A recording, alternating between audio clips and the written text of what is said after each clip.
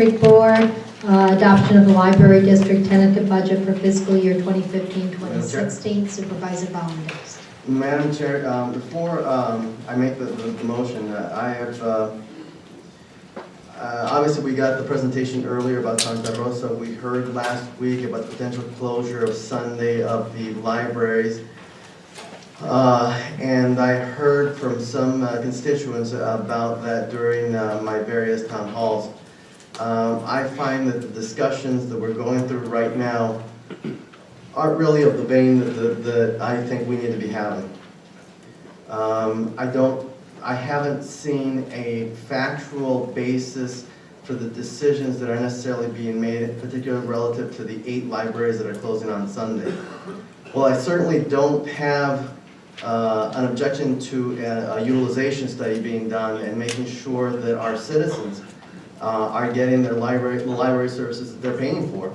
I'm not convinced that the approach that's being taken is either the correct one nor getting the desired results. So I'm not prepared to go forward with the Sunday closures of the 8 libraries, nor the closure of the other libraries that we discussed during the public hearings. So having said that, I'm going to go ahead and move that we close item 19 Item 9, I'm sorry, and approve the library district at an effective tax rate of 8 cents and to adjust the budget correspondingly. Addressing and offering the staff direction that we do a true utilization and figure out how we can make sure that our libraries are used more effectively. So you're saying that the tax, just for the record, the tax rate would be 0.8000? That is correct, Madam Chair.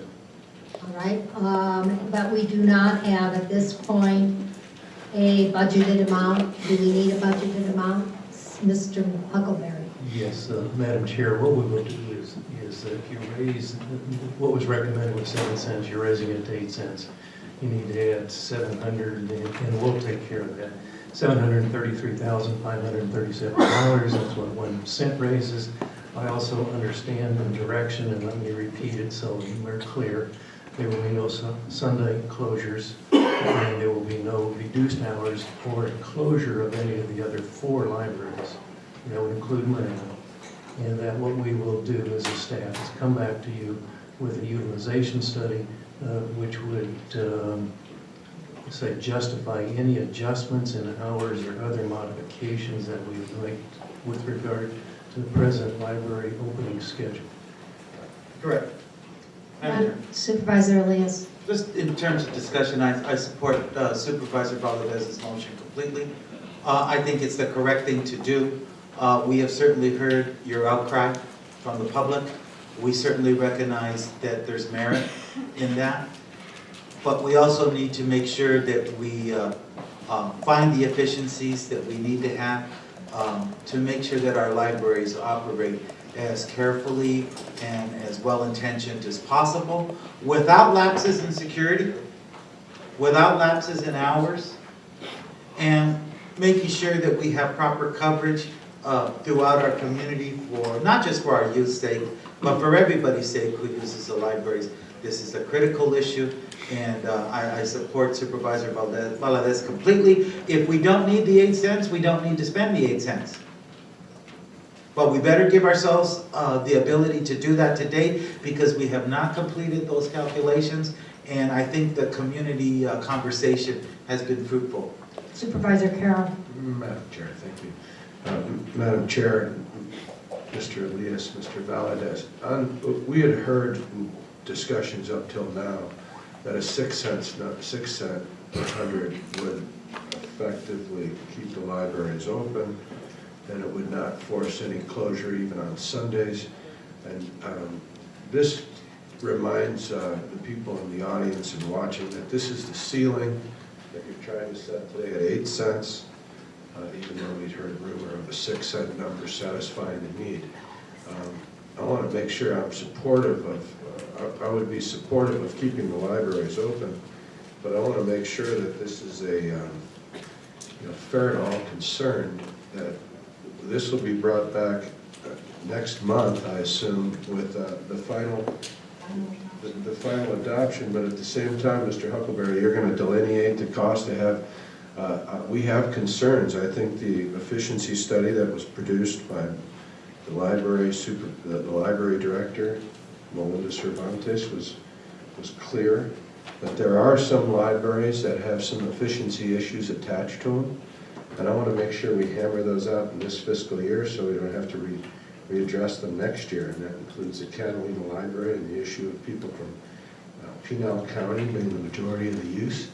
And the second is Duesenberry Library being no longer the anchor tenant in a very, let's just say, high vacancy shopping center, and now being just a tenant in a large used shopping center, including an anchor tenant with a national brand name as the grocer. I think those still need to be hammered out. I still think that we need to have open discussions about what to do with those facilities. It's two of the most glaring parts of the efficiency study, and I'd like to make sure, if I'm in support of this, that those are going to be addressed, and that we'd like to have all the support from all the supervisors throughout all 5 districts if we're going to be able to hammer out the reasonableness of Melinda Cervantes' study and the future of the library. So I'll support this, but I want to make sure we know it's a ceiling, and I reserve the right to change my mind exactly if it's not met. Thank you. Madam Chair, Supervisor Milne. I'd just like to comment that, this ceiling here is increasing the budget from 33 million up to 40 million, and this is consideration of closing the one library, Giza Marana, is my understanding, and closing 8 other libraries on Sunday. The thing that concerns me, that's a 20% increase in the budget, and we're considering, in that number is the consideration of closing a library. No headcount reduction. And we've gone from, 26 cents per $100 of assessed value in 2009-10, and almost doubled it on this proposal right now on the table, that I understand when we come back to vote, it can be lowered to 51 cents in 2016. And one of the things that Ms. Cervantes cited in her memo was that it was the state cost shifts driving part of this increase, which has no impact. It's a separate taxing district. The library district is separate and distinct and is charged against a secondary rate.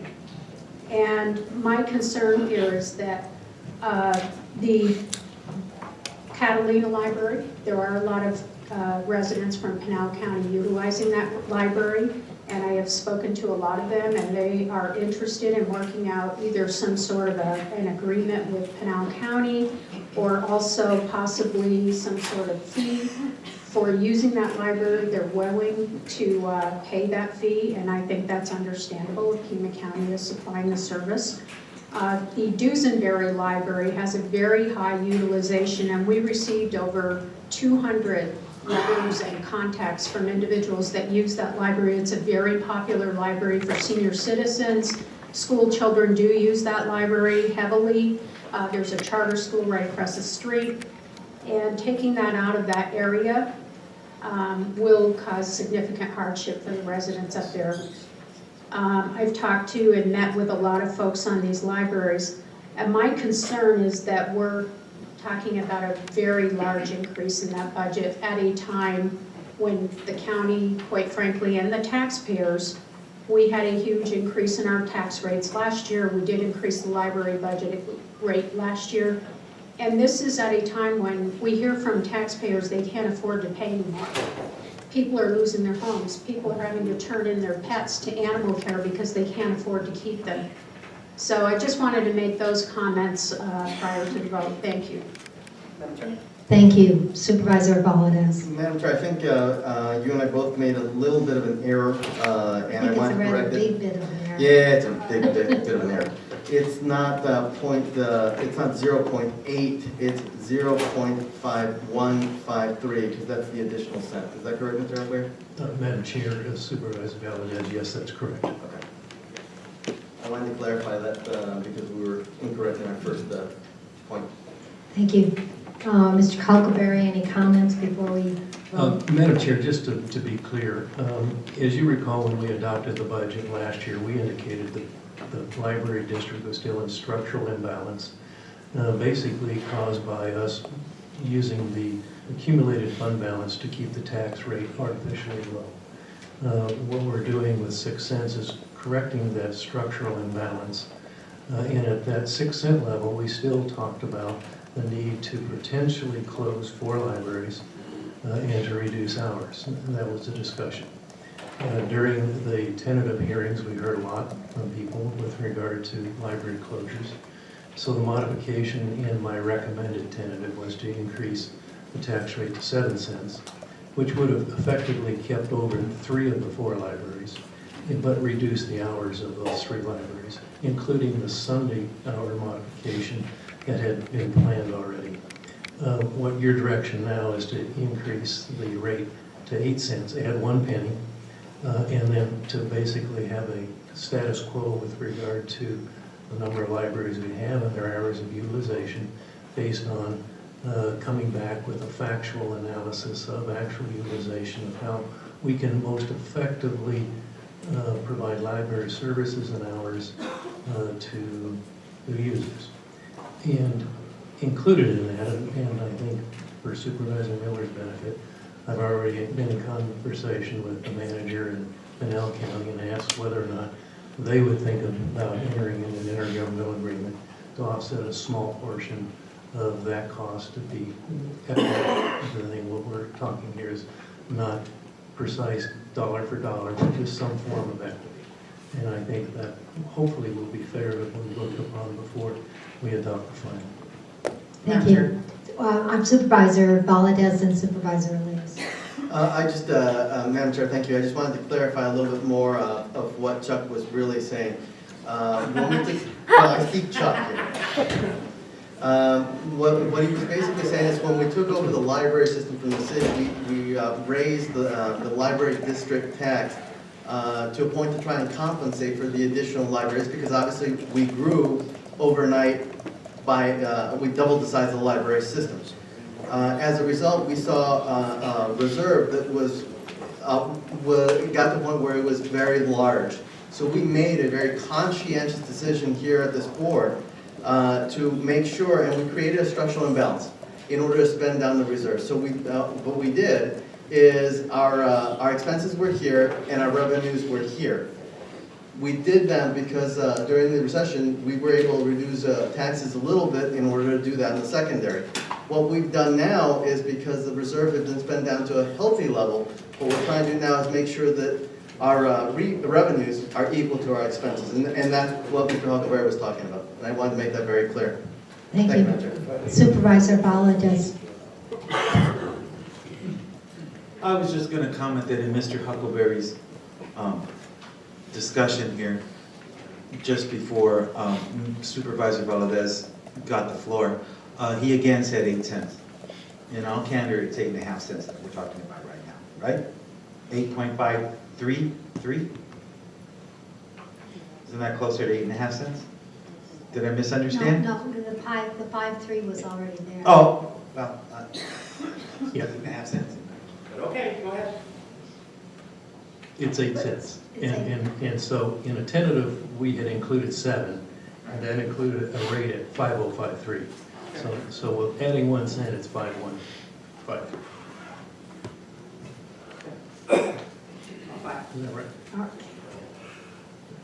All right, and that gives us a status quo in terms of hours of operation and number of libraries. It could. It does.